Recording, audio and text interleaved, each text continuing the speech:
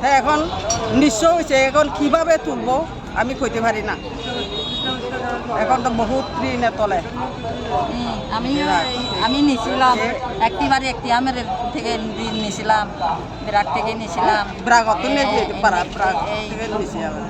ঋণ লইয়ারে 2বার তুলিলাম, এইবার তিনবার হবে দোকানটা। আর সামনে দিয়ে কীভাবে তুলবো এটা তো আমি জানি নাই, কীভাবে কী করবো।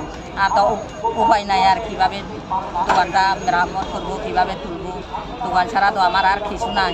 ঋণ তো আগে ঋণ কিস্তি লইয়া আসি, আর দেবো না, তো ঋণ হলো পরিশোধ করতে পারি না এখনো। 6 থেকে 7 লাখ টাকা আমি ঋণ করে এনজয় থেকে টাকা নিয়ে আমি দোকান তুললাম। তোলার পরে এখন এই আবার 4-5 মাসের জায়গায় এখন আবার এই অবস্থা। এখন আমরা একবারে শূন্যর উপরে মানে সব শেষ। এখন আমাদের চলার মতো এরকম কোনো কায়দা নাই, এমন অবস্থা হয়ে দেওয়ার পর আমি আবার লোন নিয়ে তারপরে দোকান করছি। 4 লক্ষ টাকার লোন আছে আমার। প্রায় দোকানের দ্বারে লোন নিয়ে দোকানদারি করছে, দোকানদারি খুলছে, এই অবস্থা। কয়েকদিন হয় না এই কাপড়ের দোকানটা কত সুন্দরভাবে দিয়েছিল।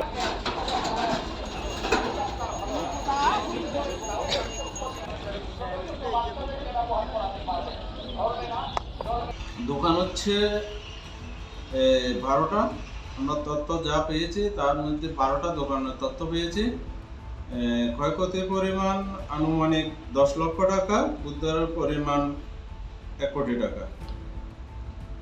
আর আগুন লাগার কারণটা হচ্ছে যে বৈদ্যুতিক শর্ট সার্কিট।